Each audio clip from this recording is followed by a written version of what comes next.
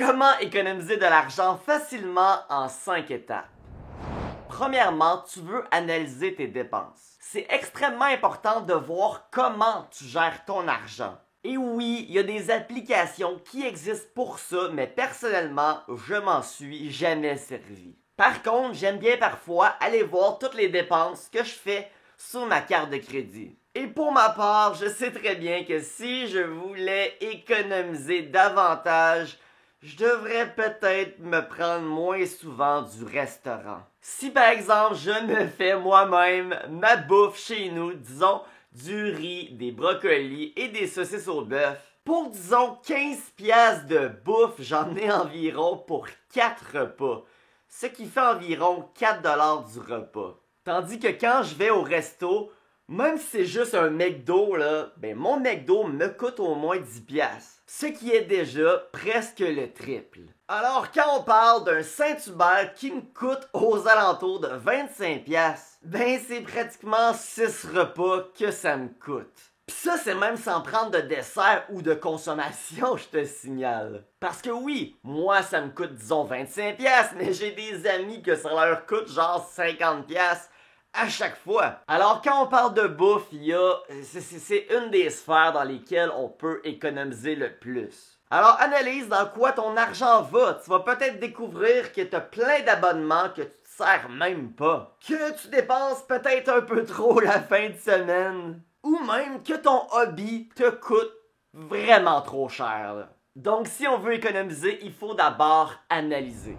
La deuxième étape, ça va être de réduire ses dépenses. Et ici, je vois régulièrement la même erreur et c'est la même que les gens qui tentent de perdre du poids font. Ils travaillent vraiment fort pour perdre du poids, ils se donnent au gym en malade, ils mangent plus rien.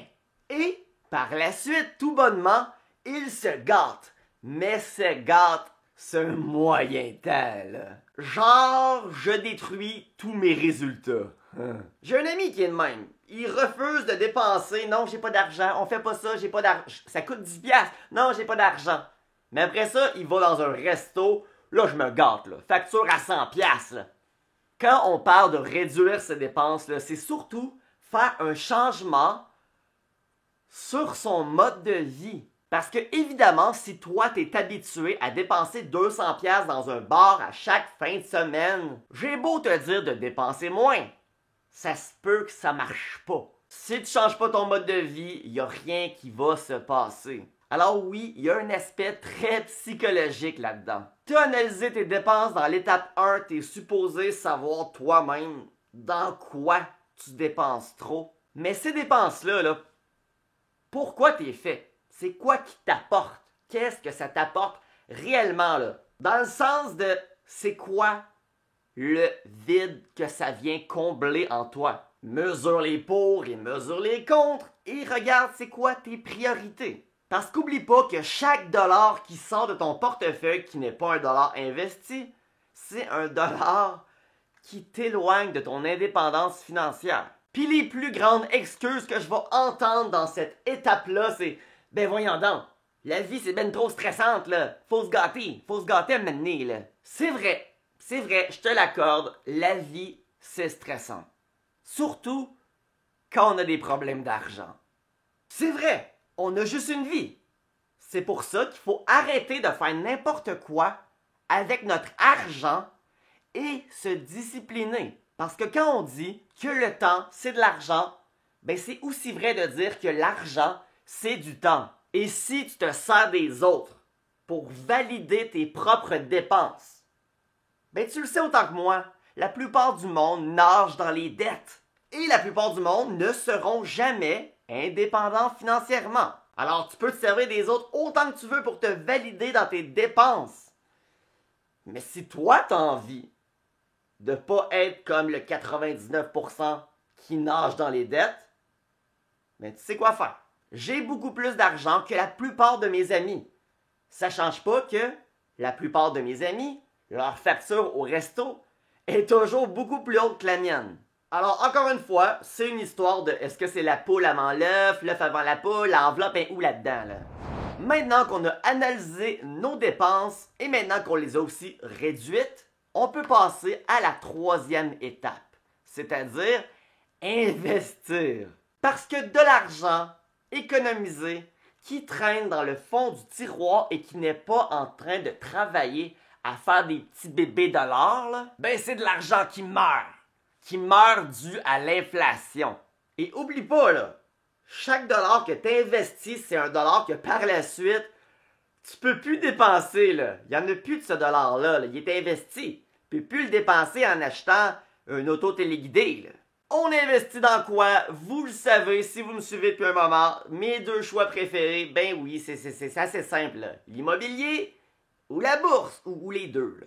L'erreur numéro 1 que la plupart font, c'est que ici, ils vont investir leurs économies de façon beaucoup trop risquée. Et l'erreur numéro 2, c'est tout l'envers de la médaille. Ils vont l'investir dans l'affaire la moins risquée du monde. J'accepte de prendre mon char à chaque jour et d'avoir un pourcentage de chance de mourir, mais il est hors de question qu'il y ait un faible pourcentage de chance que je perde mon cash, là. Ça, c'est non.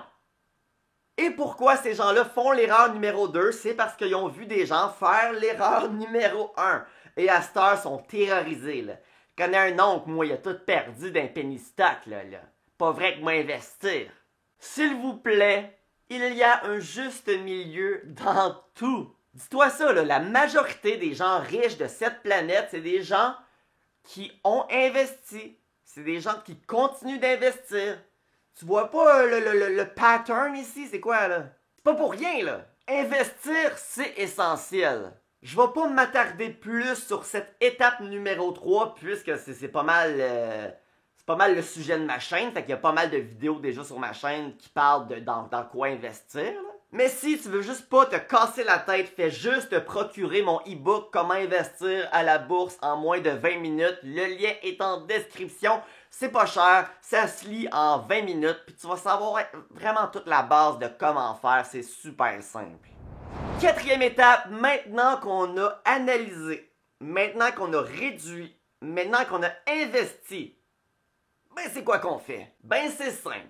Pour pouvoir économiser plus d'argent, il faut donc gagner plus d'argent. Alors la quatrième étape, c'est simplement d'augmenter ses revenus.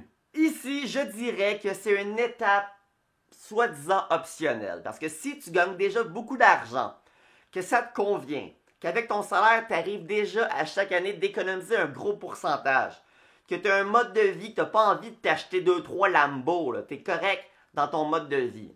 Ben, rendu là, si tu es bien là-dedans, je suis pas ici pour te dire d'aller chercher un salaire à la Elon Musk, là. Non. Si tu es heureux là-dedans, si tu te sens pas visé, on s'en sac la quatrième étape rendue là. Mais si c'est pas ton cas, trouve-toi un sideline, crée-toi une business, retourne aux études, demande une promotion, change d'emploi, reste dans ta job actuelle, va mener des CV dans d'autres emplois qui sont peut-être la même affaire que tu fais en ce moment, mais peut-être qu'une autre compagnie va être prêt à te prendre tout en te donnant une augmentation de salaire qui va valoir la peine. Puis des fois, là, le monde semble oublier certaines variables. C'est pas nécessairement le salaire que tu gagnes. Il y a d'autres conditions à réfléchir, à porter attention à. Écoute, un exemple, la distance de ta job.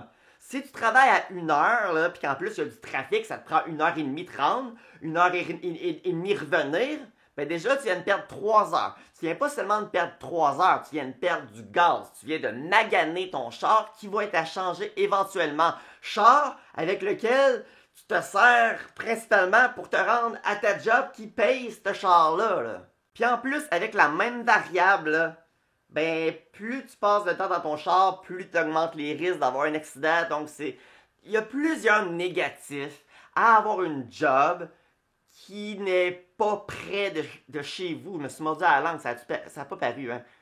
Là, je l'ai dit. Ben... Donc, quelqu'un qui serait dans cette situation-là, imagine combien d'argent et de temps, et avec ce temps-là, tu pourrais même travailler ailleurs, faire encore plus d'argent si tu as envie, si ta job serait à genre 5, 10 minutes, 15 minutes de chez vous. Là. On peut maintenant passer à la 5e étape. Comment économiser plus d'argent? On fait quoi rendu là? Étape qui va paraître très simple, mais ce qui est simple dans la vie, ça veut pas dire que c'est difficile. La formule de la santé, fais de l'exercice, mange bien, dors, c'est super simple.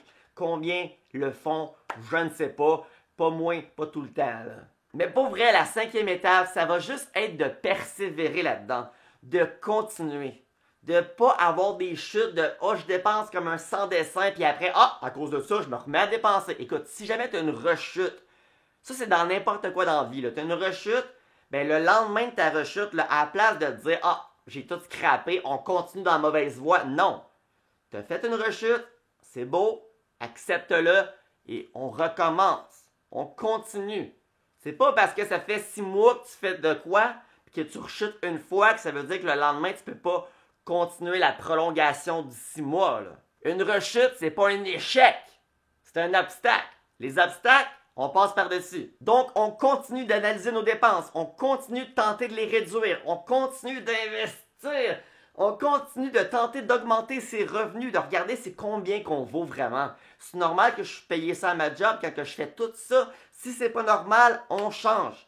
Et, comme je viens de dire, la 5e, on continue là-dedans, on persévère. Une personne qui devient riche, c'est la majorité du temps. Et je ne parle pas d'exception de Hollywood, non. La majorité du temps, les gens qui deviennent riches, c'est des gens qui suivent ces 5 étapes. C'est pas sorcier, ça prend pas 2 semaines à faire. C'est un mode de vie qui nous amène de plus en plus d'année en année vers l'indépendance financière, vers le bonheur interne. C'est un processus qui fait en sorte que tu vas pouvoir prendre ta retraite 10, 20, 25 ans avant la majorité du monde. Excusez-moi. Si tu as un ami, une amie, ton père qui dépense beaucoup trop, partage-lui cette vidéo-là. Là. Go! Ça va peut-être me donner un nouvel abonné. Moi, ça va faire un peu de bonheur dans mon cœur.